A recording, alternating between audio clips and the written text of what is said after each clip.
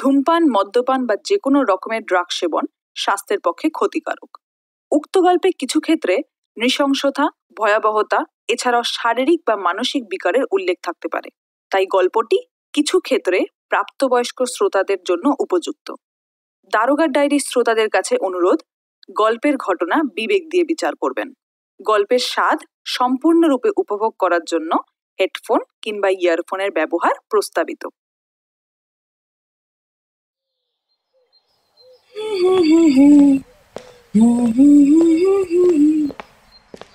Sir, sir শুনছেন? Sir, sir, আরে এ কি, দরজা খোলা কেন? স্যার, স্যার শুনছেন? স্যার, কি? খুন, খুন, খুন!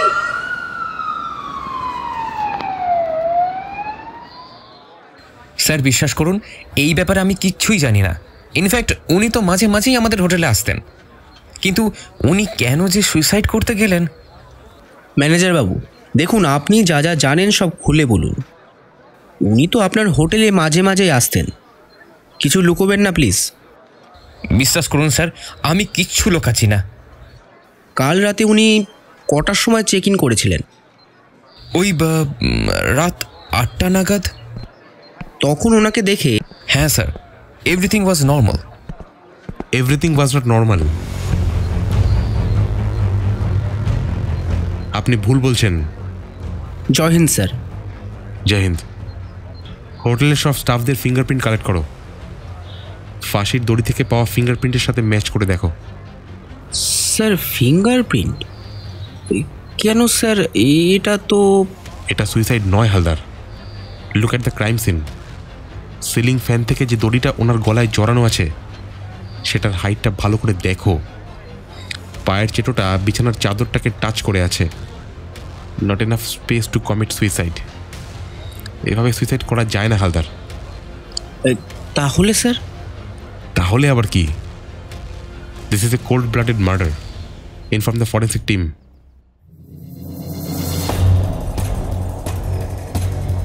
নমস্কার। দারোগার ডায়েরিতে আজকে আপনাদের জন্য আরও একটি মার্ডার মিস্ট্রি নিয়ে আমি দারোগা সমরেশ রায়। সালটা 2022। শহরের বেশ নামি একটি হোটেল রুমে পাওয়া যায় বছর 35-এর এক ব্যক্তির নিথর দেহ। সকাল 9টা নাগাদ রুম সার্ভিসের জন্য দরজায় নক করতে গিয়ে রুম নম্বর 502-এর দরজা বাইরে থেকে খোলা পাওয়া যায়। হোটেলের স্টাফ ভেতরে ঢুকে দেখে উক্ত ব্যক্তির নিথর দেহটি গলায় দড়ি দিয়ে ঝুলে আছে সিলিং ফ্যানের সঙ্গে। ব্যক্তির নাম সুভাষ রায়চৌধুরী। পেশায় উচ্চবিত্ত ব্যবসায়ী হওয়ায় খবরটি আগুনের মতো ছড়িয়ে পড়ে। তদন্তের খাতিরে ঘরে ঢুকে খুব পুঙ্খানুপুঙ্খভাবে তল্লাশি করা হয়। একটা ক্লাসিক সিগারেটের সদ্য খোলা প্যাকেট, অর্ধেক খালি বিয়ারের বোতল এবং 1 প্লেট না খাওয়া চিকেন বিরিয়ানি ছাড়া ঘর থেকে আর কিছুই পাওয়া যায় না। আপাত দৃষ্টিতে আত্মঘাতী সন্দেহ হলেও কয়েকটি অদ্ভুত বিষয় ঘটনাটিকে একটি অন্য মাত্রা দিয়েছিল।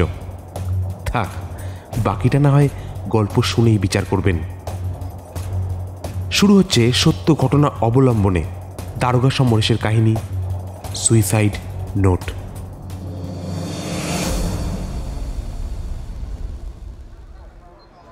আপনার নাম?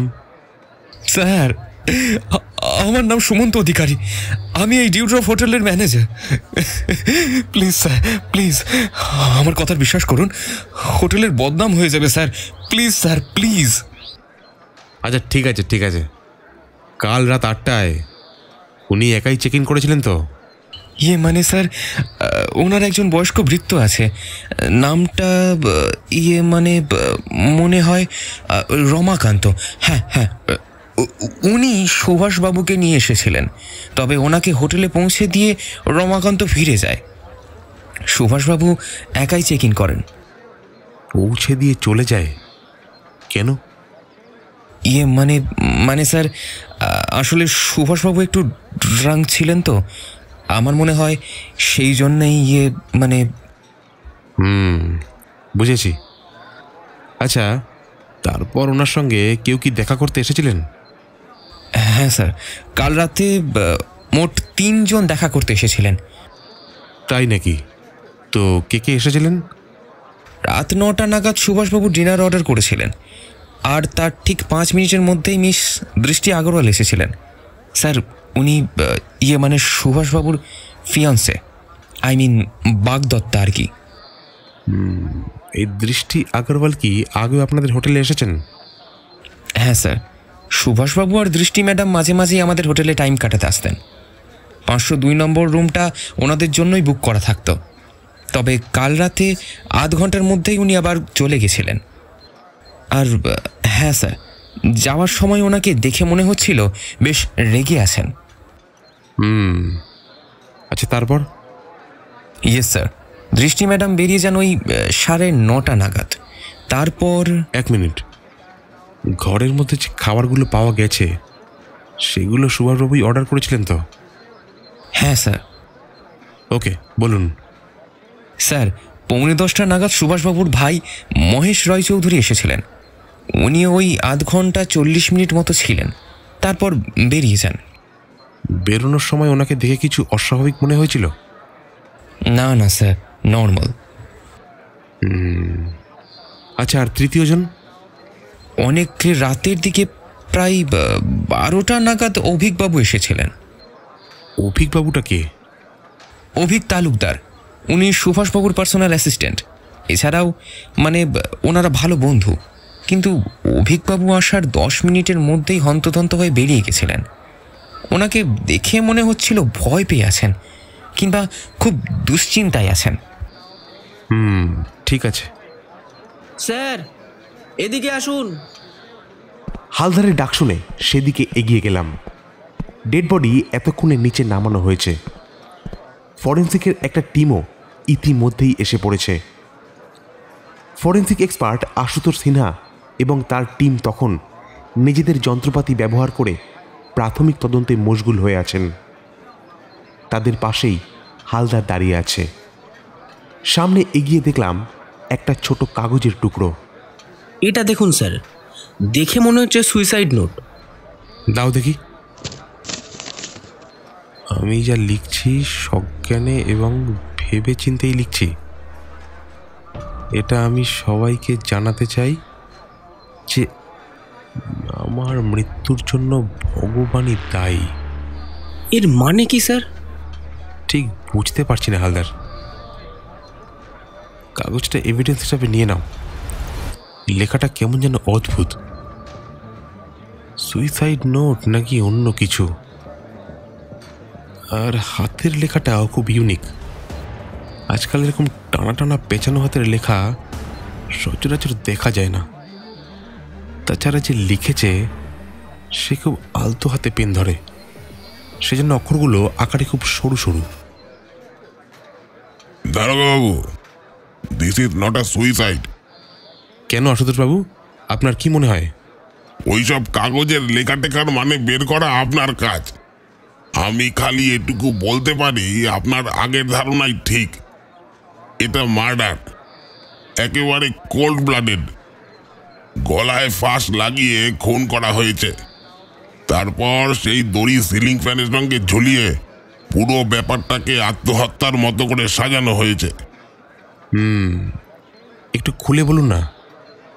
দেখুন, প্রথমত দড়ি দিয়ে ঝুলে পড়ে ওনার পা সহজেই বিছানায় টাচ হচ্ছিল, অর্থাৎ এভাবে আর যাই হোক সুইসাইড করা যায় না। আর দ্বিতীয়ত, ওনার গলায় যে ফাঁসের দাগটা দেখা যাচ্ছে, এটা যে নিজে থেকে গলায় দড়ি দেওয়ার জন্য হয়নি, সেটা আমি পোস্টমর্টেম না করেই বলতে পারি। কেন? আপনি এতটা নিশ্চিত হয়ে বলছেন কিভাবে? বলছি। এই দেখুন, গলার দাগটা ভালো করে দেখুন। পুরো গোল করে গলার মাঝ বরাবর দাগটা দেখা যাচ্ছে। আর এই দেখুন, ঘাড়ের ওপর গিট বাঁধার চিহ্ন স্পষ্ট। কিন্তু এর থেকে কি বুঝতে পারা যায়?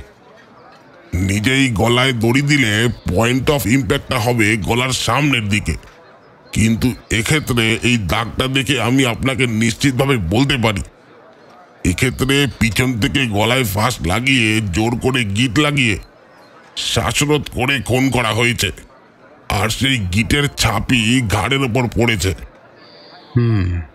আচ্ছা, টাইম অফ অকারেন্স কিছু বুঝতে পারা যাচ্ছে? সেটা এক্স্যাক্টলি বলা সম্ভব নয়, তবে কম করে 9-10 ঘন্টা আগে তো হবেই।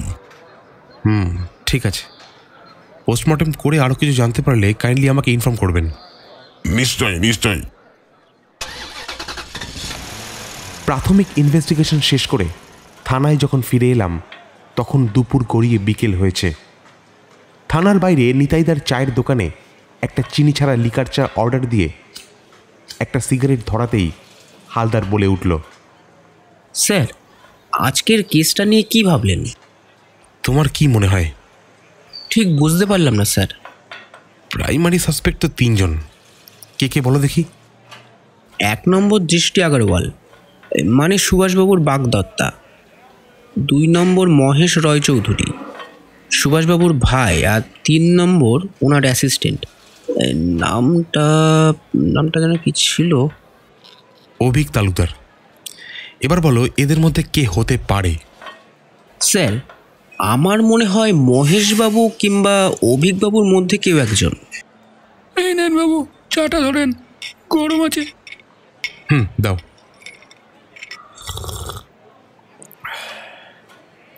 কেন দৃষ্টিদেবী হতে পারেন না কেন? স্যার, ভেবে দেখুন, একজন মেয়ের পক্ষে এত জোরে ফাঁস লাগিয়ে কাউকে খুন করা, ব্যাপারটা ঠিক মানতে পারছি না স্যার। এটা ঠিক স্যাটিসফাইড অ্যান্সার হলো না হালদার। স্যার, আমার কথা ছাড়ুন, আপনার কি মনে হয়? কিছুই বলা যায় না হালদার। খালি এটুকু জানি যে খুন করেছে সে সুভাষবাবুর খুব পূর্ব পরিচিত, কারণ উনি উইদাউট এনি হেজিটেশন স্বাভাবিকভাবেই প্রত্যেকের জন্য দরজা খুলে দিয়েছিলেন। আর এটাও জানি এই 3 জনের মধ্যে একজন দোষী। এখন প্রশ্ন হলো কে? তাহলে কি করবেন স্যার? চলো বেরোতে হবে। কোথায় স্যার? পার্ক স্ট্রিট যাব, আগরওয়াল জুয়েলার্সে যেতে হবে। আগরওয়াল জুয়েলার্স? কেন স্যার? মিস দৃষ্টি হলেন আগরওয়াল জুয়েলার্সের কর্ণধার, মদন আগরওয়ালের একমাত্র মেয়ে। এছাড়াও উনি হলেন আগরওয়াল জুয়েলার্সের কারেন্ট ম্যানেজার। চলো চলো, লেট করো না।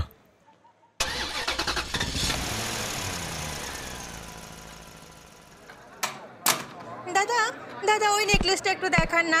হ্যাঁ, ওটা ওটা। हाँ मैडम, आप ये वाला नेकलेस लेते पारें। এটা কিন্তু বেশ সুন্দর, তাই না? এক্সকিউজ মি, এখানে মদন আগরওয়াল কি আছেন? पुलिस? अब सर जी, हम हैं Madan Agarwal. What happened sir जी?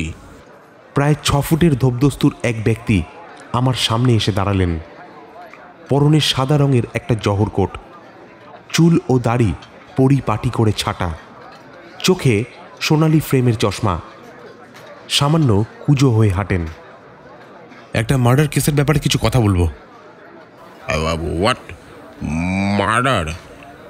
ये छोटू, जरा सुन तो, जरा कस्टमर को देख बेटा। अपनी आंसू सर, इधर आके बात करते हैं। সুভাষ রায়চৌধুরী আপনি চেনেন? जी सर, सुभाष बहुत अच्छा लड़का है, बहुत बड़ा फैमिली का लड़का है सर।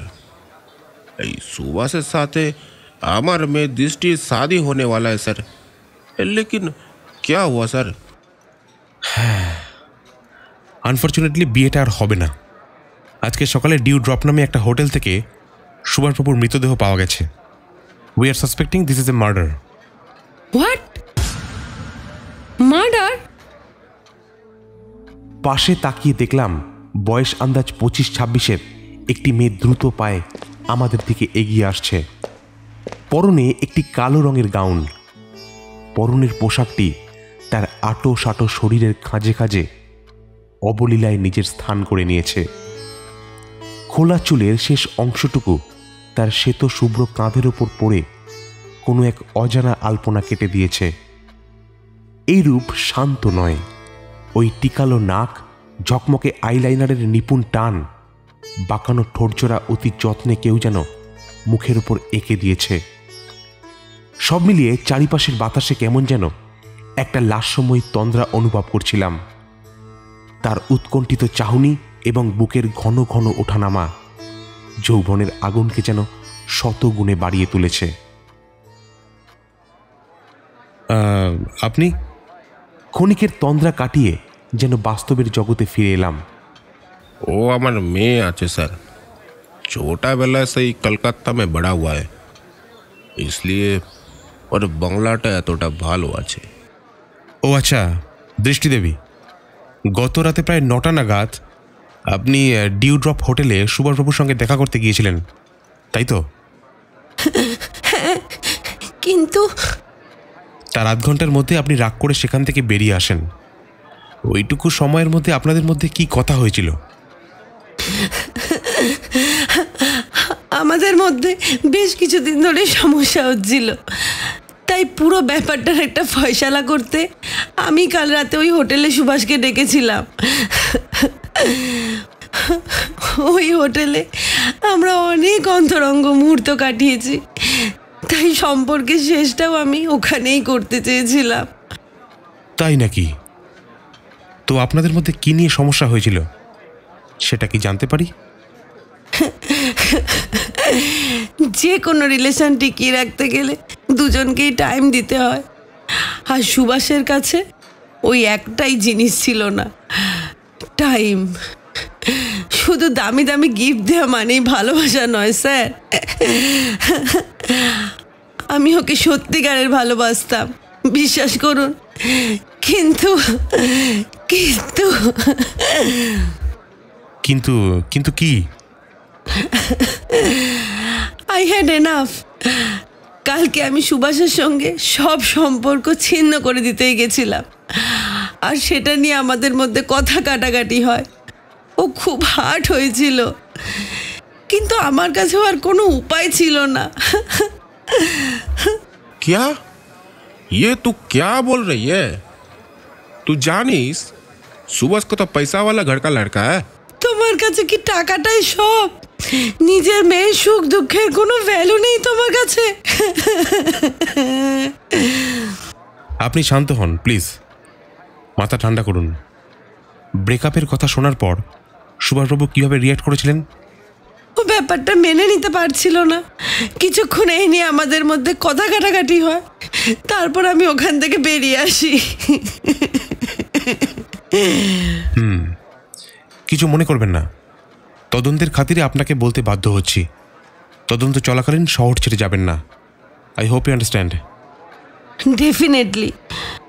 তবে আমাকে আপনি সন্দেহের তালিকায় নাই রাখতে পারতেন। আসলে কি বলুন তো, সন্দেহ করার জন্যই সরকার আমাদের মাইনে দেয়। এখন চলি, ধন্যবাদ।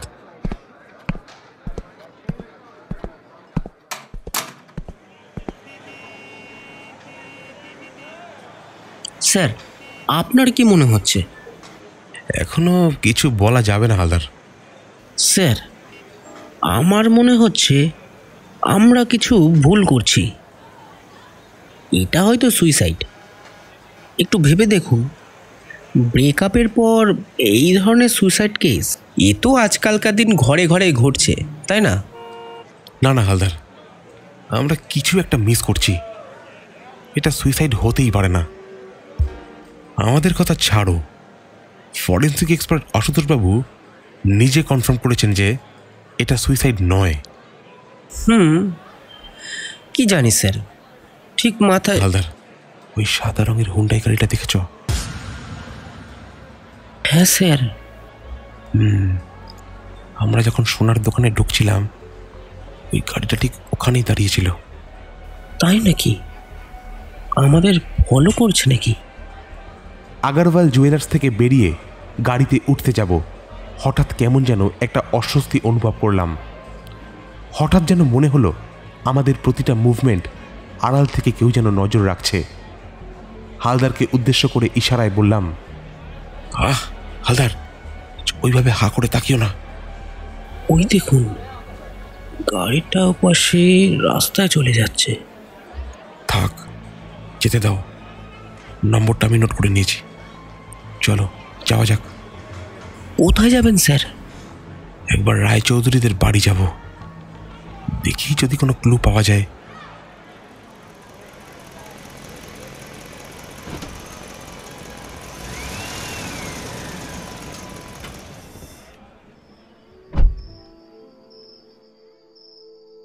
রায়চৌধুরীদের বাড়িখানা আকারে একটা ছোটখাটো ফুটবল স্টেডিয়ামকেও হার মানাবে। বিশালাকার অট্টালিকার প্রতিটা ইটে আভিজাত্যের ঝলকানি ফুটে উঠেছে। তবে শুধু বাহ্যিক চাকচিক্যই নয়, বাড়িটার মধ্যে একটি প্রাচীন বনেদিয়ানার ছাপও স্পষ্ট। বাইরের লোহার গেটটার কোথাও কোথাও জংয়ের দাগ দেখা গেলেও তার বিশালত্ব এখনো চোখে ধাঁধা লাগিয়ে দেয়। সিকিউরিটির দুজন লোক আমাদের পুলিশ গাড়িটা দেখে বেশ তৎপর হয়েই এগিয়ে এসেছিলেন।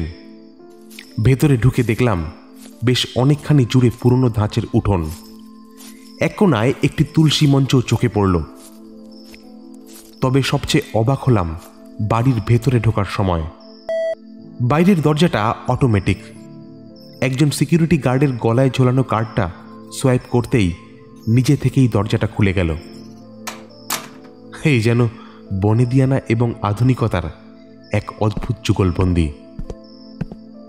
বাইরের ঘরে একটি সোফায় আমাদের বসতে দেওয়া হলো। তারপর পরিবারের লোকজন একে একে বাইরে বেরিয়ে এলেন। সবার মুখেই থমথমে শোকের চিহ্ন বিরাজমান। পরিবারের মানুষ বলতে মোট 4 জন। ও ক্ষমা করবেন, বর্তমানে সেটা 3 জনে এসে দাঁড়িয়েছে। রুমাদেবী হলেন বয়স 55 বয়স্কা। উনি হলেন সুভাষ এবং মহেশবাবুর মা। খুবই ছাপোষা তার বেশভূষা। এক পেরে শাড়িটা কোনো রকমে জড়িয়ে চোখ মুছতে মুছতে সোফায় এসে বসলেন। মা, মা গো, তুমি শান্ত হও মা, আর কেঁদো না। দাদা আমাদের ছেড়ে চলে যায়নি মা, ও আমাদের মনের ভেতরেই আছে, আমাদের মনের ভেতরেই আছে। মহেশ রায়চৌধুরী হলেন সুভাষবাবুর একমাত্র ভাই। বয়স আন্দাজ 30-এর কাছাকাছি। ব্যবহার দেখে মনে হলো খুব শান্ত প্রকৃতির মানুষ। মাকে বসিয়ে তিনি নিজেও পাশে এসে বসলেন। তবে আমার সামনে প্রথম যিনি মুখ খুললেন তিনি শুধু নামই ভৃত্যস্থানীয় মানুষ, অথচ তার বেশভূষা পরিবারের সকলের থেকে বেশি মার্জিত। গায়ের রং বেশ পরিষ্কার, পরনে একটা ঘিয়ে রঙের কোট আর প্যান্ট। মাথায় টাক হলেও ছোট করে ছাটা কাঁচা পাকা গোফটা দেখে তাকে কোনোভাবেই ভৃত্য মনে হয় না। বয়স আন্দাজ 60-এর বেশি হবে। বয়সের ছাপ চোখে মুখে পড়েছে বটে, কিন্তু যৌবনে তিনি যে বেশ সুপুরুষ ছিলেন সেটা বুঝতে পারা যায়। দারোগাবাবু বসুন। সুভাষবাবুর ঘটনায় ওনারা খুবই মর্মাহত। আপনাদের যা প্রশ্ন আমাকে করতে পারেন। আপনার পরিচয়টা? আগে, আমার নাম রমাকান্ত সাপুই। বড়বাবুর আমল থেকে আমি এই বাড়িতে কাজ করছি।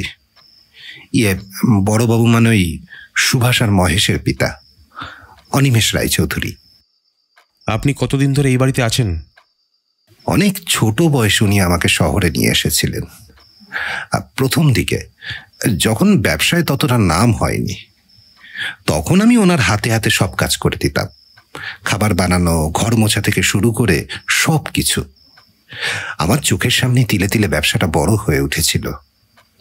তাই ওনার শরীর যখন খারাপ হতে শুরু করলো, উনি নিজেই আমাকে নায়েবের পদে নিযুক্ত করেছিলেন। ও তাই বলুন।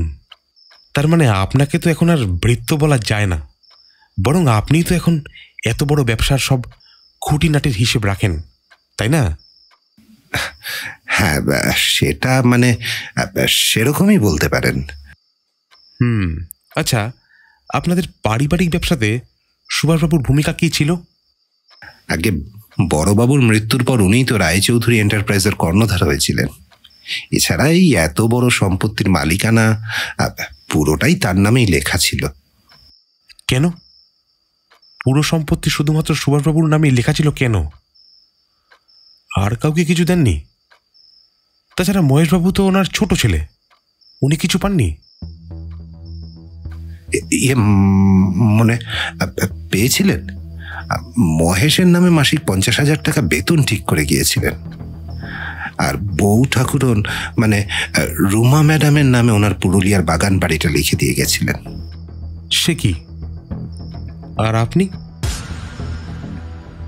আমি? হ্যাঁ, আপনি কিছু পাননি? আমিও মাস মাইনে পাই। এর থেকে বেশি প্রয়োজন বা লোভ আমার কোনোটাই নেই।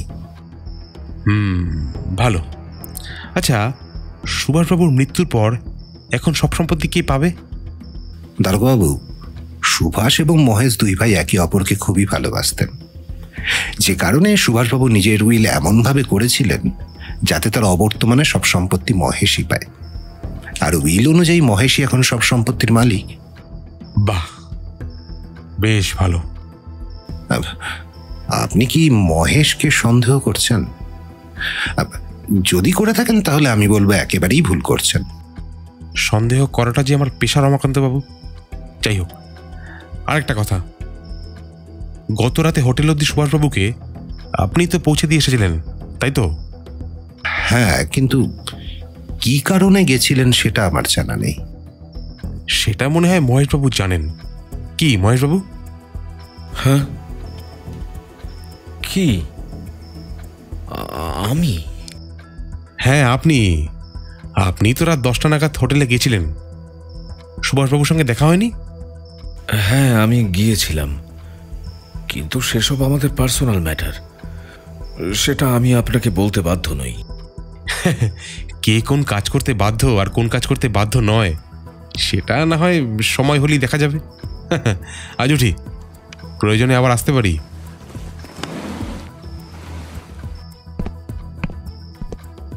দরজার কাছে পৌঁছে হঠাৎ একটা কথা মনে পড়ে গেল।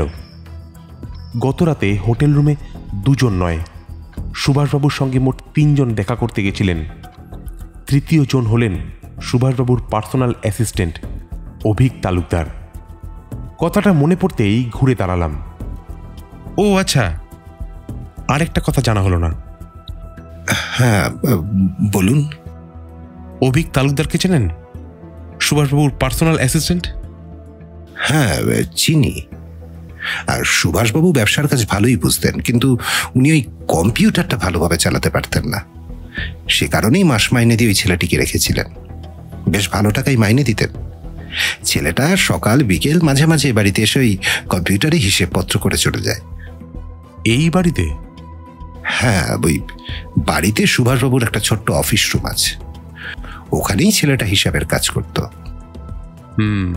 আচ্ছা, ওনার বাড়ি কোথায় জানেন? বেশি দূর নয়, শুনেছিলাম ওই ঘোলার কাছে, ওই সদরপুরের আশেপাশেই কোথাও একটা বাড়ি। তবে এর থেকে বেশি কিছু জানি না। ছেলেটি কেমন, আপনার কি মনে হয়?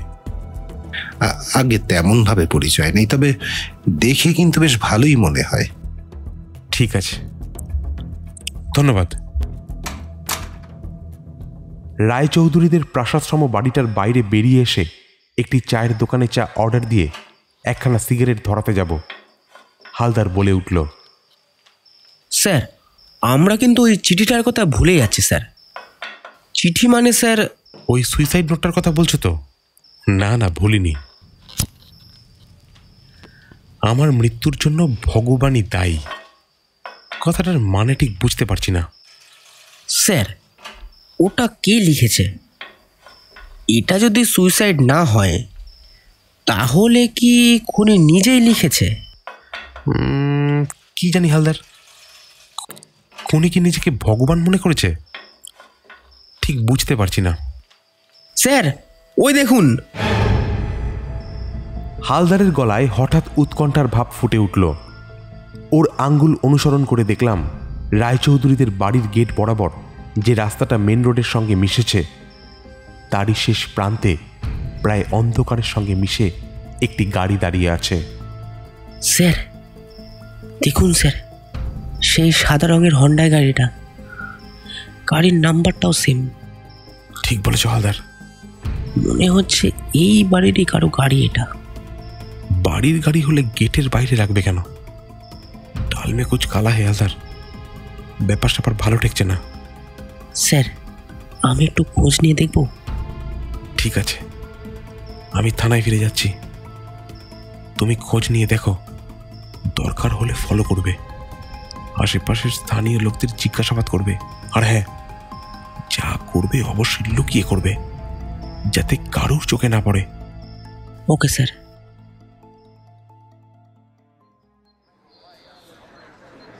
সকাল সকাল থানায় বসে কয়েকটা পুরনো কেস ফাইল ঘাঁটছিলাম। বেশ কয়েকটা কেস আগামীকাল কোর্টে উঠবে, সেগুলোরই প্রস্তুতি নিচ্ছিলাম। ইতিমধ্যে একজন কনস্টেবল এসে পোস্টমর্টেম রিপোর্টটা টেবিলে এসে রাখল। খুলে দেখলাম যা ভেবেছি ঠিক তাই, death by strangling on account of external force, suspected murder. Forensic expert Ashutosh Sinha তাহলে ঠিকই বলেছিলেন। আর একটা ব্যাপার হলো, যে দড়িটা গলায় জড়ানো ছিল তাতে দুজন মানুষের ফিঙ্গারপ্রিন্ট পাওয়া গেছে, একটা ভিকটিম অর্থাৎ সুভাষবাবুর, আর দ্বিতীয়টা অজ্ঞাত, খুব সম্ভবত খুনির। দ্বিতীয় ফিঙ্গারপ্রিন্টটা হোটেলের ম্যানেজার সহ সব কর্মচারীদের সঙ্গে মেলানো হয়েছে, কিন্তু কারোর সঙ্গেই মেলেনি। অর্থাৎ ঘুরে ফিরে সেই শূন্যতেই ফিরে আসতে হয়েছে। দু একবার এটাও মনে হলো এটা সত্যি আত্মহত্যা নয় তো, কিন্তু ফরেন্সিকের ভুল হওয়ার তো কথা নয়।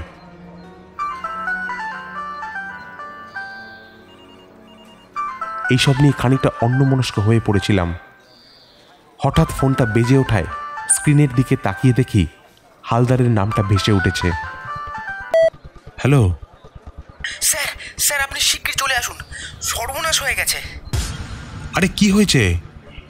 আরে এরকম হাঁপাচ্ছ কেন? স্যার, আপনি সরকারি হাসপাতালে চলে আসুন, একজন খুব বাজেভাবে আহত হয়েছে। আমি তাকে হাসপাতালে নিয়ে এসেছি, আপনি চলে আসুন। আরে কার কথা বলছো? কে আহত হয়েছে? স্যার, অভিক তালুকদার। আচ্ছা ডাক্তারবাবু, উনি এখন কেমন আছেন? মাথার বাম দিকে একটা চোট আছে, তাই আপাতত জ্ঞান নেই। অলরেডি প্রপার মেডিকেশন দেওয়া হয়েছে, আশা করছি খানিকক্ষণের মধ্যে জ্ঞান ফিরবে। ধন্যবাদ ডাক্তারবাবু। না না, ধন্যবাদের কিছু নেই, I am just doing my job.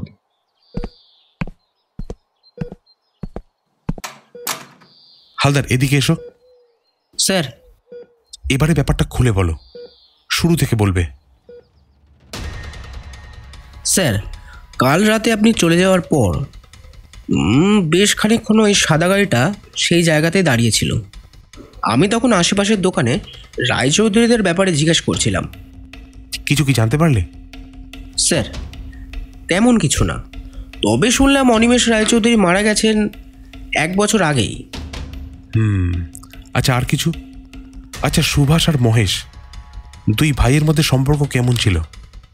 আশেপাশের লোক তো তেমন কিছু বললেন না, সবাই বললেন ভালোই ছিল। দুই ভাই একে অপরকে খুব ভালোবাসত। তবে তবে কি? তবে এই 2 দিন আগে দুই ভাইয়ের মধ্যে নাকি খুব অশান্তি হয়েছিল। সেই আওয়াজ বাইরে থেকে সবাই শুনতে পেয়েছিল, কিন্তু কি নিয়ে সেটা কেউ জানে না।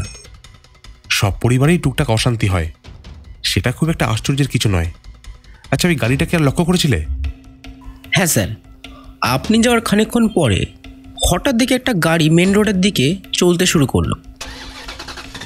আমিও লুকিয়ে লুকিয়ে একটা ট্যাক্সি ভাড়া করে ওর পিছু নিলাম। আচ্ছা তারপর? তারপর প্রায় আধ ঘন্টা ধরে পিছু নেওয়ার পর দেখি গাড়িটা ঘোলা থানার পাশ দিয়ে সোদপুর রোডের দিকে চলে গেল। আমিও গেলাম ওর পেছন পেছন। কিন্তু কি? আসলে স্যার, রাতের বেলা রাস্তাঘাট বেশ ফাঁকা ছিল, তাই মনে হয় গাড়ির ড্রাইভার বুঝে গেছিল যে অনেকক্ষণ ধরে একটা হলুদ ট্যাক্সি ওর পিছু নিয়েছে। হঠাৎ দেখলাম গাড়িটা স্পিড বাড়িয়ে দিল। আমিও ট্যাক্সি ড্রাইভারকে বললাম স্পিড বাড়াতে। গাড়িওয়ালাকে ধরতে পেরেছিলে? এরমভাবে আরও 10 মিনিট ধরে তাড়া করেছিলাম স্যার, দেখলাম সামনের রাস্তাটা ডান দিকে একটা বাঁক নিয়েছে, আর সামনের গাড়িটা হঠাৎ টাল সামলাতে না পেরে সোজা গিয়ে ধাক্কা মারলো রাস্তার পাশে একটা লম্বা পোস্টে। সে কি? তারপর কি করলে? আর অভিকবাবুকেই বা কোথা থেকে পেলে? স্যার, ট্যাক্সি থেকে নেমে তাড়াতাড়ি গাড়িটার কাছে গিয়ে দেখি সামনেটা একেবারে তুবড়ে গেছে, আর গাড়ির দরজা খুলে দেখি ড্রাইভিং সিটে অভিকবাবু অজ্ঞান হয়ে পড়ে আছেন। ওনার পকেটে রাখা ওয়ালেট থেকে ওনার আইডি প্রুফটা খুঁজে পাই। আমি সঙ্গে সঙ্গে ঘোলা থানাকে ফোন করে অ্যাক্সিডেন্টের খবর দিই, আর অভিকবাবুকে নিয়ে ট্যাক্সিতে বসে হাসপাতাল নিয়ে আসি। তার মানে অভিকবাবুই দুদিন ধরে আমাদের উপর নজর রাখছিলেন? হ্যাঁ স্যার, আমার তো ওনার উপরে সন্দেহ হচ্ছে স্যার, কিন্তু ওনার জ্ঞান না ফিরলে ওনাকে অ্যারেস্ট করা যাবে না। হালদার, কোনো সলিড প্রমাণ ছাড়া সন্দেহ করা যায়, অ্যারেস্ট করা যায় না। স্যার, আর একটা অদ্ভুত জিনিস পেয়েছি, এই দেখুন, এটা ওনার পকেটে ছিল। 2 কেজি ডাল, 5টা শ্যাম্পুর পাতা, 1 লিটার দুধ। এসব কি? এ তো সাধারণ একটা বাজারের ফর্দ। এতে অদ্ভুত কি আছে? হয়তো ওই পকেটে করে নিয়ে বেরিয়েছিলেন বাজার করবেন বলে। স্যার, আপনি ভালো করে হাতের লেখাটা দেখুন। হঠাৎ মাথার মধ্যে যেন একটা বিদ্যুৎ ফুলিঙ্গের ঝলকানি অনুভব করলাম। ঠিক তাই তো, এটা আমি খেয়াল করলাম না। এই হাতের লেখা আমার আগেও দেখা। সেই টানা টানা সরু কালির চাপ, সেই একই রকম পেঁচানো হাতের লেখা। এটা চেনার জন্য কোনো হ্যান্ডরাইটিং এক্সপার্টের দরকার পড়েই না। এই হাতের লেখা আমি আগেও দেখেছি। একটু মনে করতে এই ব্যাপারটা মাথায় খেলে গেল। সুভাষবাবুর ডেড বডির পাশে পাওয়া সেই কাগজে হুবহু একই হাতের লেখাতেই লেখা ছিল, আমার মৃত্যুর জন্য ভগবানই দায়ী। তাহলে কি অভিকবাবুই? মাথার মধ্যে অনেক কিছু চলছিল, অনেকগুলো চরিত্র, কেউ সন্দেহের বাইরে নয়। মাথাটা কেমন যেন ঘোলাটে হয়ে আসছিল। হাসপাতালের ভেতরে হালদারকে রেখে বাইরে বেরিয়ে এলাম। মাথাটা শান্ত করার জন্য একটা সিগারেট ধরালাম।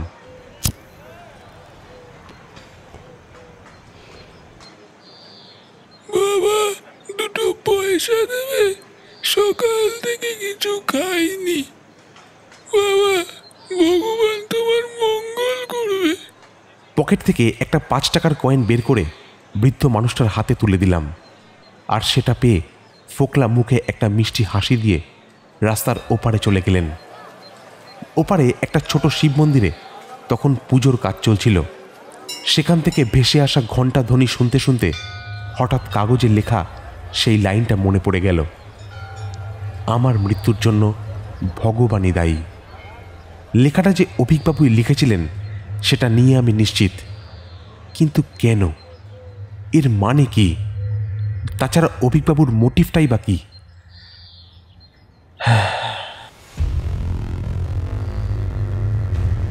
ভগবান মানে তো দেবতা, আর মহাদেব হলেন সকল দেবের দেব। তিনি হলেন দেবাদিদেব। একটা ক্ষীণ অথচ সুচারু তীরের ফলা আমার মস্তিষ্ক ভেদ করে কিছু একটা যেন বলতে চাইছিল, কিন্তু সবই অস্পষ্ট, ঝাপসা। কোথাও যেন মনে হলো এই ভগবানরূপী মানুষটি আমাদের নাগালের খুব কাছেই আছে, কিন্তু আমাদের অজ্ঞতার কারণেই সে এখনো বহাল তবিয়তে নিজের অস্তিত্ব গোপনে সক্ষম হয়েছে। স্যার, তাড়াতাড়ি আসুন, অভিকবাবুর জ্ঞান ফিরেছে। Very good Haldar. থানার গাড়ি থেকে কেস ফাইলটা নিয়ে এসো। ও হ্যাঁ, আশুতোষবাবুকে খবর দাও, কুইক। কেন স্যার, কি হয়েছে? অভিকবাবুকে ইন্ট্রোগেট করবেন না? ওসব পরে হবে, আগে ফিঙ্গারপ্রিন্টটা কালেক্ট করতে হবে। কুইক, লেট করো না। যে কোনো আসামিকে ধরার জন্য একটা অকাট্য প্রমাণ খুব জরুরি। এক্ষেত্রে ফাঁসির দড়ি থেকে পাওয়া খুনির ফিঙ্গারপ্রিন্টই সেই অকাট্যতার প্রমাণ বহন করছে। অভিকবাবুর জ্ঞান ফেরার পর প্রথমেই তার আঙ্গুলের ছাপ সংগ্রহ করা হয়। সম্পূর্ণ কাজটি করার দরুন বুকের ভেতর করাঘাত অনুভব করছিলাম। চোখের সামনে একটা ছোট হয়ে জ্বলতে থাকা আলোর বিন্দুকে ধীরে ধীরে বড় হতে দেখার একটা অদম্য ইচ্ছে মনের ভিতর দানা বেঁধেছিল। কিন্তু সব রকম উত্তেজনাকে সমূলে বিনাশ করে ফিঙ্গারপ্রিন্টের স্যাম্পেল ম্যাচ করল না। বুকের ভেতরে চলতে থাকা করাঘাত হঠাৎ স্তব্ধ হয়ে একটা বিষাদের আকার নিল। তবে সে বিষাদের মলম হিসাবে কাজে লাগলো অভিকবাবুর কয়েকটা কথা। গাড়ি নিয়ে আমাদের ফলো করছিলেন কেন? স্যার স্যার আমি মানে কথা ঘোরাবেন না অভিকবাবু। আপনার গাড়িটা আমরা অনেক দিন ধরেই দেখছি। যেখানেই আমরা যেতাম আপনার গাড়িটা আমাদের ফলো করতো। স্যার এটা ঠিক যে আমি আপনাদের ফলো করছিলাম, কিন্তু স্যার এর পেছনে একটা কারণ আছে স্যার। মানে স্যার আপনি এত হেজিটেট করছেন কেন? যা সত্যি সেটা আমাদের সামনে স্বীকার করুন, তাতেই আপনার মঙ্গল। আসলে স্যার আপনাদের কয়েকটা কথা বলার চেষ্টা করছিলাম। অ্যাকচুয়ালি স্যার সাহস করে উঠতে পারছিলাম না। কি কথা? তাছাড়া খুনের স্পটে আপনার লেখা ওই চিঠির মানেই বা কি? আপনি কি জানতেন এটা সুইসাইড নয়? হ্যাঁ স্যার, আমি জানতাম স্যার। সেদিন রাতে 12টা নাগাদ আমি গেছিলাম স্যার, হোটেলে আমি গেছিলাম। সেখানে যাওয়ার পর আমি যা দেখলাম তাতে আমার মাথা ঠিক ছিল না স্যার, বিশ্বাস করুন। আপনি পুরো ব্যাপারটা শুরু থেকে বলুন। স্যার আমি সুভাষবাবুর অ্যাসিস্ট্যান্ট হিসেবে কাজ করছি প্রায় 1 বছর হলো। আমি যখন কাজে ঢুকেছিলাম তখন ওনার বাবা মানে অনিমেষবাবু উনি সবে মারা গিয়েছিলেন। এত বড় সম্পত্তির দায়িত্ব, বিজনেসের কাগজপত্র সব কিছু একা সামলাতে পারছিলেন না। এছাড়া উনি ভালো কম্পিউটার চালাতে পারেন না, সে কারণেই আমাকে অ্যাপয়েন্ট করেছিলেন। কিন্তু স্যার ওদের বাড়িতে ঢোকার পর আমি এমন কিছু সত্য জানতে পারি যেটা জেনে আমার পায়ের নিচ থেকে মাটি সরে গিয়েছিল স্যার। এরপর খানিকক্ষণ অভিকবাবু মাটির দিকে তাকিয়ে চুপ করে বসেছিলেন। ওনার চোখ দুটো দেখে মনে হচ্ছিল পূর্বের কোনো অপ্রিয় সত্য বায়োস্কোপের ছবির মতো তার মস্তিষ্কে বারবার ফুটে উঠেছে। তারপর ধীরে ধীরে উনি যে গল্পটা আমাদের শোনালেন সেটা শুনে আমি এবং হালদার দুজনেই খানিকক্ষণ বাকরুদ্ধ হয়ে সেখানেই দাঁড়িয়ে রইলাম। বুঝতে পারছিলাম না এরপর কি করা উচিত। ধাক্কাটা সামলে নিয়ে বাস্তবের জগতে যখন ফিরে এলাম তখন মনে মনে পুরো ব্যাপারটা সাজিয়ে নিতে সক্ষম হয়েছিলাম এবং তার সঙ্গে চোখে ফেলেছিলাম একটা নিখুঁত পরিকল্পনা। পরদিন সকালে 10টার মধ্যে আমাদের পুলিশ জিপটা ছুটে চলল রায়চৌধুরীদের বিশাল প্রাসাদ উদ্দেশ্য করে। আমি, হালদার এবং অভিকবাবু তো বটেই, সঙ্গে ছিলেন ফরেন্সিক এক্সপার্ট আশুতোষ সিনহা এবং একজন লেডি কনস্টেবল। এই বিচিত্র ঘটনার জবনিকা পতনের সময় আসন্ন এবং এই চলচ্চিত্রের শেষ পরিচ্ছেদটুকু রচিত হবে সেই রায়চৌধুরী পরিবারেই।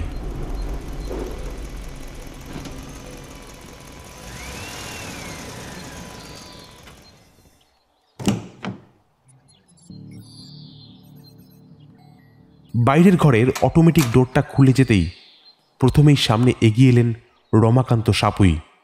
আরে দারোগাবাবু, আপনারা? নমস্কার রমাকান্ত বাবু, বাড়িতে সবাই আছেন তো? হ্যাঁ আছেন, কিন্তু কি হয়েছে বলুন তো? এখনো কিছু হয়নি, তবে হতে চলেছে। বাড়ির সবাইকে কাইন্ডলি বাইরের ঘরে ডাকুন, কুইক। এ কি আপনারা এতজন? আরে আস্তে আস্তে, কি করছেন কি? ভেতরের ঘর থেকে রুমাদেবী এবং মহেশবাবু বেরিয়ে এলেন। সকাল সকাল এতজন পুলিশ দেখে সকলেরই মুখে উৎকণ্ঠা এবং দুশ্চিন্তার ছাপ ফুটে উঠেছিল। ওনাদের সবাইকে বাইরের ঘরে বসতে বলে আশুতোষ বাবুকে ইশারা করে সকলের ফিঙ্গারপ্রিন্টের স্যাম্পেল কালেক্ট করতে বললাম। আপনারা কাইন্ডলি এখানে নিজের আঙ্গুলের ছাপগুলো দিন। কিন্তু কেন? আমরা কি করেছি? এভাবে আমাদের ডিস্টার্ব করছেন কেন? রমাকান্ত বাবু, যা বলছি চুপচাপ করুন। আপনি বোধহয় ভুলে গেছেন কার সামনে দাঁড়িয়ে কথা বলছেন। এই দেখুন, ইনি হলেন ফরেন্সিকের লোক। উনি আপনাদের ফিঙ্গারপ্রিন্টগুলো একটু চেক করে দেখবেন। প্লিজ আমাদের কাজে বাধা দেবেন না। আপনারা এইভাবে আমাদের হ্যারাস করতে পারেন না। আর এই যে আমার মা, একজন বয়স্ক মহিলা, ওনাকে এইভাবে কষ্ট কেন দিচ্ছেন আপনারা? এটুকু জ্ঞান আমাদেরও আছে মহেশবাবু। আমাদের সঙ্গে মহিলা কনস্টেবলও এসেছেন, তাই অকারণে সিন ক্রিয়েট করবেন না। একে একে সকলের ফিঙ্গারপ্রিন্ট কালেক্ট করা হলো। আশুতোষবাবু তার যন্ত্রপাতির সঙ্গেই এনেছিলেন। তিনি অবিলম্বেই নিজের কাজে লেগে পড়লেন, আর আমিও সকলকে সামনে বসিয়ে এই চলচ্চিত্রের শেষ পরিচ্ছেদ রচনার কাজ শুরু করে দিয়েছিলাম। আপনি কি তদন্তের সমাধান করে ফেলেছেন? আমার ধারণা আমি করেই ফেলেছি।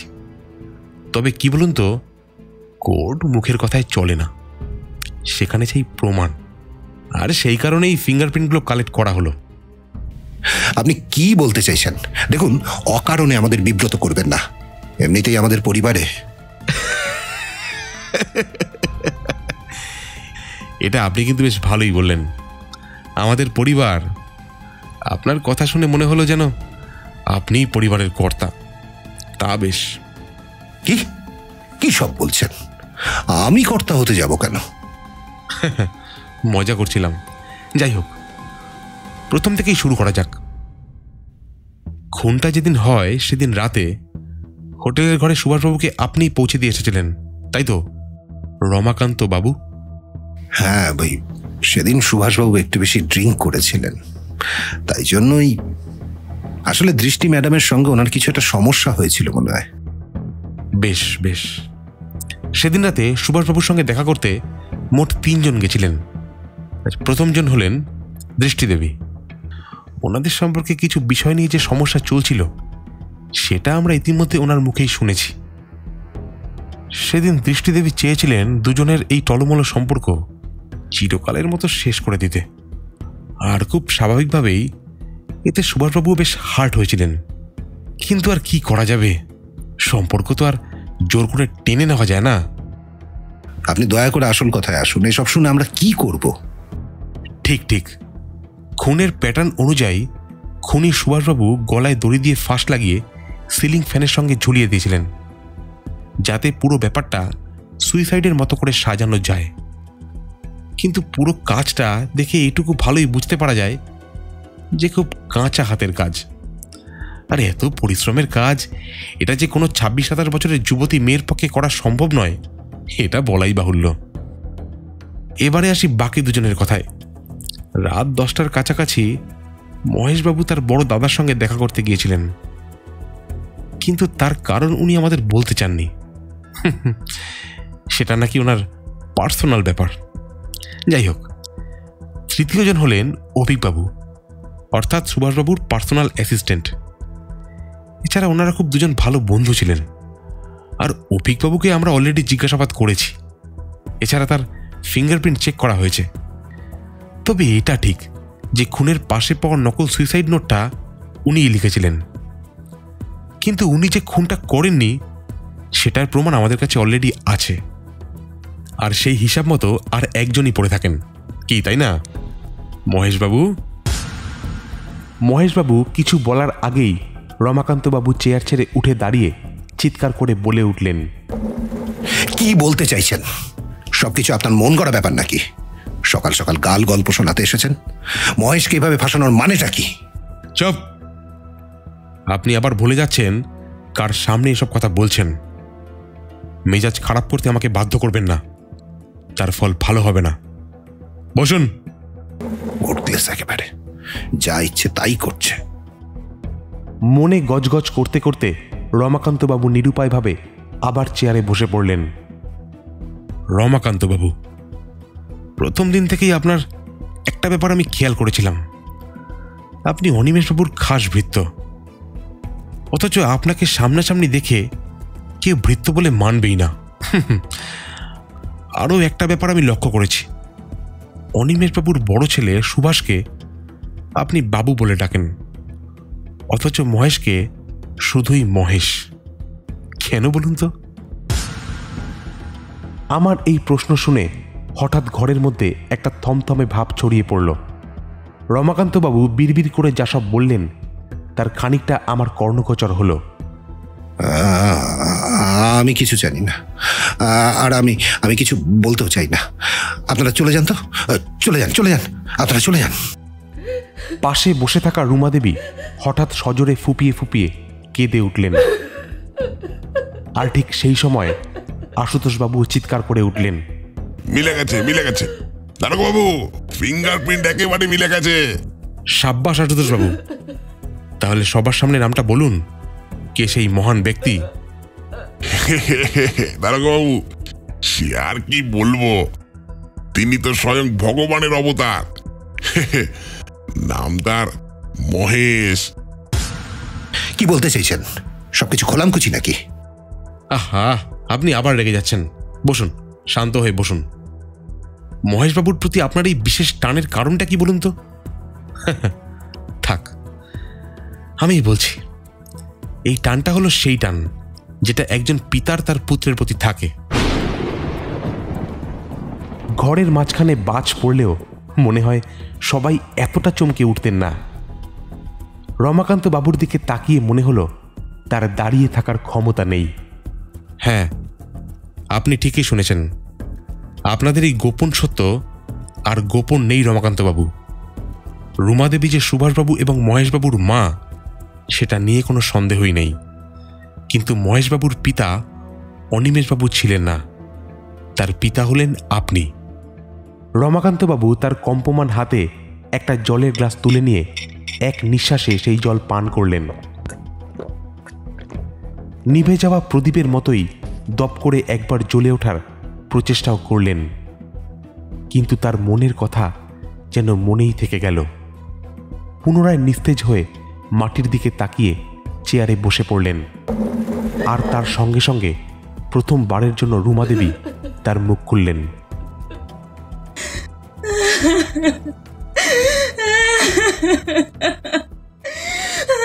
আর চেপে রেখে কি হবে? যা জানার সে তো সবাই জেনে ফেলেছে। দারোগাবাবু, রমাকান্ত কিছু বলুক বা না বলুক, আমি আপনাকে সব বলবো। এই পাপ মনের মধ্যে আর চেপে রাখতে পারবো না।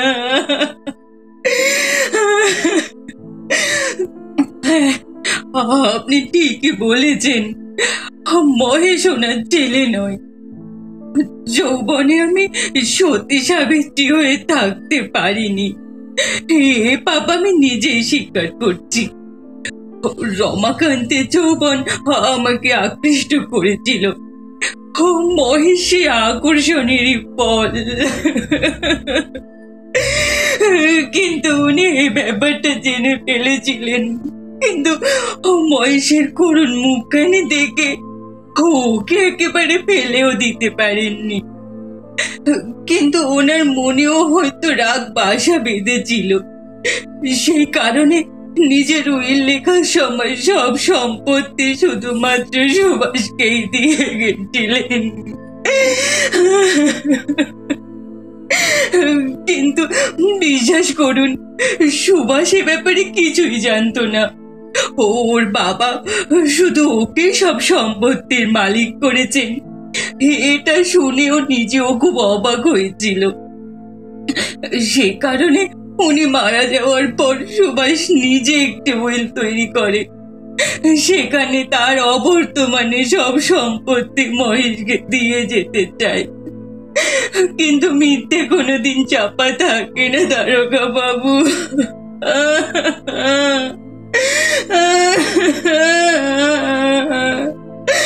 দুদিন আগে রাগের মাথায় মহেশ তার দাদাকে সব বলে দেয়, আর তারপরে ওদের মধ্যে তুমুল অশান্তি হয়। ভগবান, এই দিন দেখার আগে তুমি আমাকে তুলে নিলে না কেন?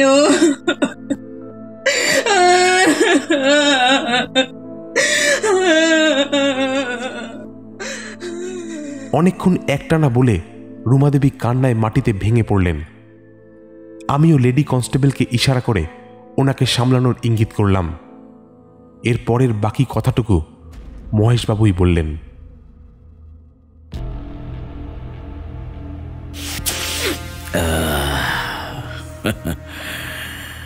সবকিছু জানার পর দাদা প্রচন্ড রেগে যায়। আহা থুড়ি, সব বলছি আমি। দাদা, ওকে আমার দাদা বলতেও ঘেন্না করছে শালা। মালটা তো নিজের গার্লফ্রেন্ডকেও সুখী করতে পারে না। ও শালা আমাকে হুমকি দিচ্ছিল, আমাকে, যে ও নাকি উইল পাল্টে দেবে, তার নিজের সম্পত্তি সে কিছুতেই আমার নামে লিখে দেবে না। লিখে দেবে না কি কি ভাবে বলুন তো? সব শুনে আমাকে বেজন্মা বলেছিল, বেজন্মা। কত বড় সাহস, চিন্তা করতে পারেন? আমি নাকি বেজন্মা? ওই সম্পত্তি তৈরি করার পিছনে আমার বাবার অবদান কিছু কম ছিল না। তাই সেদিন আমি আর আমার বাবা দুজনে মিলে প্ল্যানটা করে ফেলেছিলাম। উইল বদলানোর আগেই সুভাষকে এই পৃথিবী থেকে সরিয়ে দিতে হবে। শুনুন মশাই, যা করেছি না, বেশ করেছি, বেশ করেছি শালা। বেজন্মা আমি না, ও নিজেই শালা বেজন্মা।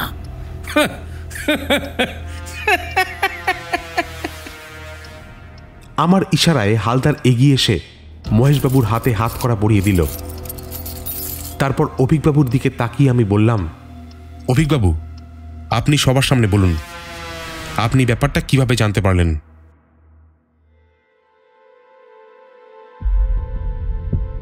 ওনাদের মধ্যে যেদিন অশান্তি হয়েছিল, ওই সময় আমি পাশের অফিস করেই কাজ করছিলাম। রাগে দুঃখে সুভাষবাবু সেদিন অনেকক্ষণ ড্রিঙ্ক করেছিলেন। তারপর একটু রাতের দিকে ওনার ফোনে একটা কল এসেছিল। তারপর হঠাৎই উনি ওই মদ্যপ অবস্থাতেই ঘর থেকে বেরিয়ে যাওয়ার উপক্রম করলেন। উনি তো ঠিকভাবে হাঁটতেই পারছিলেন না। আমি ওনাকে বারণ করেছিলাম, কিন্তু আমার কথা উনি শোনেননি। উনি বললেন দৃষ্টিদেবী ওনাকে ডেকে পাঠিয়েছেন। তারপর দেখলাম যে রমাকান্তবাবু ওনার হাত ধরে গাড়ি অবধি ওনাকে পৌঁছে দিলেন। কিন্তু বেরিয়ে যাওয়ার আগে ওনার আর মহেশবাবুর মধ্যে যে কথোপকথন হয়েছিল, সেটা মনে করলে আমার আজও গায়ে কাটা দিয়ে ওঠে স্যার। পাশের ঘর থেকে আমি সবই শুনতে পেয়েছিলাম। বাবা, ওই শালা বেজন্মা আমাকে সম্পত্তি থেকে উচ্ছেদ করতে চাইছে। ও বলছে উইল থেকে আমার নাম তুলে দেবে। শুনে রাখো বাবা, আমি কিন্তু এটা কিছুতেই মেনে নেব না, কিছুতেই মেনে নেব না। মাথা ঠান্ডা করো বাবা। তোমার বাবা বেঁচে থাকতে এই সম্পত্তি থেকে তোমাকে কেউ উচ্ছেদ করতে পারবে না। তোমার বাবা সেটা হতে দেবে না। তাহলে আমি এখন কি করব তুমি বলো? আমি কিন্তু মাথা ঠান্ডা রাখতে পারছি না। সুভাষকে আমি যতটা চিনি, ও যা বলে সেটা করেই ছাড়বে। ও যদি বেঁচে থাকে তাহলে উইল থেকে তোর নামও সরিয়ে দেবেই। তাহলে তুমি কি? হ্যাঁ, ঠিকই ধরেছিস। ওকে এই পৃথিবী থেকে সরিয়ে দিতেই হবে। ও পৃথিবী থেকে সরে গেলে এখনকার উইল অনুযায়ী সব সম্পত্তির মালিক হবি তুই, একমাত্র তুই। কিন্তু এসব করবে কিভাবে? শোন, ওই দৃষ্টি আগরওয়াল নামে ওই মেয়েটা সুভাষকে ফোন করে হোটেলের রুমে ডেকেছে। ওদের মধ্যে যে সম্পর্কের ভাঙন ধরেছে সেটা সুভাষ অনেকদিন আগেই আমাকে বলেছিল। আমার মনে হয় ওরা দুজনই সম্পর্কের ফয়সলা করতেই ওই হোটেল রুমে দেখা করতে চাইছে। আর এটাই আমাদের সুযোগ। এই অবস্থায় সুভাষকে যদি পৃথিবী থেকে সরিয়ে দেওয়া হয় এবং পুরো ব্যাপারটা যদি আত্মহত্যার মতো করে সাজানো হয়, তাহলে আমরা বেঁচে যাব। কারণ সেক্ষেত্রে আত্মহত্যার কারণ হিসেবে পুলিশ ওদের ভেঙে যাওয়া সম্পর্ককেই দায়ী করবে। আর সুভাষের যা অবস্থা, ও একা যেতে পারবে না। আমি একটা কাজ করছি, আমি ওকে নিয়ে হোটেল রুমে পৌঁছে দিয়ে আসছি, আর সেখান থেকে আমি জেনে আসবো ও কত নম্বর রুমে উঠেছে। তারপর যা করতে হবে তোকেই করতে হবে। আমি বুড়ো মানুষ, গায়ে জোরে ওর সঙ্গে পেরে উঠবো না। শোন বাবা, যাই হয়ে যাক একটা কথা মনে রাখবি, তোর বাবা তোকে খুব ভালোবাসে, আর তোর জন্য আমাকে যত দূর যেতে হয় আমি তত দূর অব্দি যেতে রাজি আছি।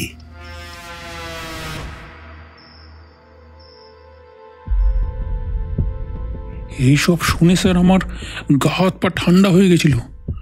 খানিকক্ষণের জন্য কেমন যেন ভাবার বা বোঝার ক্ষমতাই হারিয়ে ফেলেছিলাম স্যার।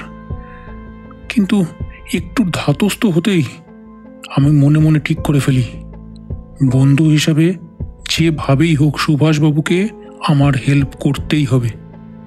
সঙ্গে সঙ্গে আমি গাড়িটা নিয়ে বেরিয়ে পড়েছিলাম। হোটেলে যখন পৌঁছাই তখন প্রায় 12টা বেজে গেছিল। বাইরের রিসেপশন থেকে রুম নাম্বারটা জেনে নিয়ে আমি তাড়াতাড়ি রুমে গেছিলাম, কিন্তু গিয়ে দেখি দরজা বাইরে থেকে খোলা। সেটা দেখেই আমার বুকটা কেমন ছ্যাদ করে উঠেছিল।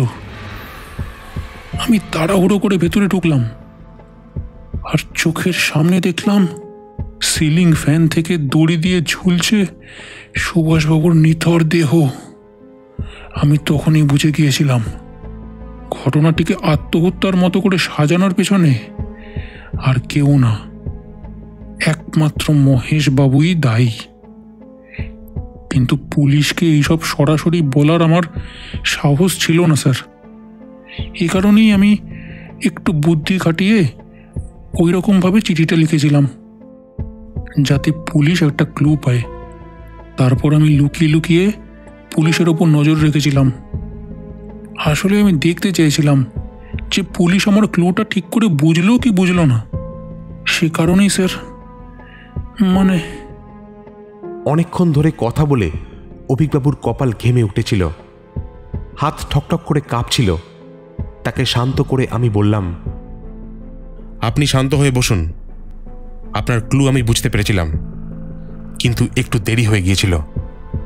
আসলে এতগুলো ঘটনা যে এত তাড়াতাড়ি ঘটে গেছিল ঠিক ঠাউর করে উঠতে পারছিলাম না। তবে আপনার বুদ্ধির কদর করতেই হচ্ছে। অনেক ধন্যবাদ অভিকবাবু। মহেশবাবুর বিরুদ্ধে খুনের চার্জশিট বানানো হলো।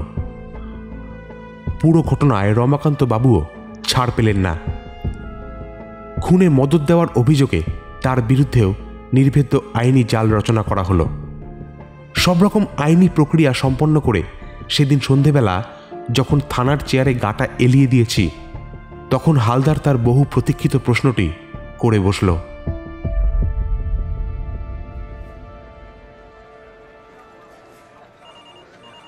সবই তো বুঝলাম স্যার, কিন্তু ওই চিঠিটার মানে তো বুঝলাম না স্যার।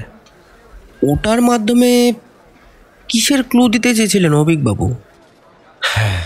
হালদার, ভগবান মানে কি বলতো?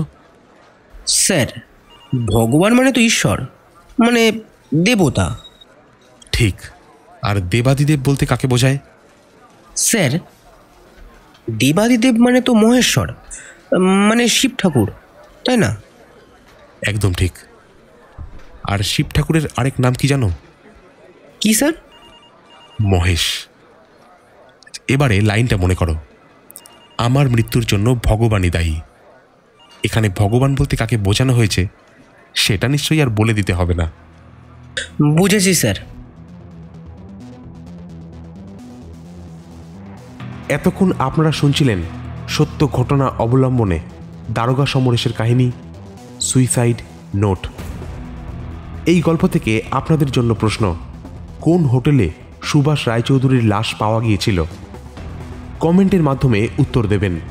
সঠিক উত্তরদাতাদের নাম পরবর্তী ইউটিউব শর্টস এবং অফিসিয়াল ফেসবুক পেজে জানানো হবে। গল্পের নাট্যরূপ দেবায়ন, গল্পপাঠ সমরেশ, হালদার জয়দীপ, হোটেলের কর্মচারী পূজা, ম্যানেজার রূপঙ্কর, আশুতোষ সিনহা স্বর্ণাভ, মদন আগরওয়ালের চরিত্রে জয়দীপ, দৃষ্টি আগরওয়াল অঙ্কিতা, রমাকান্ত প্রদীপ্ত, মহেশ, মলয়। রুমাদেবীর চরিত্রে পূজা, জনৈক ভিখারি নিতাই চাওয়ালা এবং অভিবাবুর চরিত্রে দেবায়ন, ডক্টর রাজর্ষি। গল্পটি ভালো লাগলে লাইক এবং শেয়ার করবেন, আর আপনাদের মূল্যবান মন্তব্য কমেন্ট করে জানাবেন, এবং চ্যানেলটি অতি অবশ্যই সাবস্ক্রাইব করবেন। ধন্যবাদ।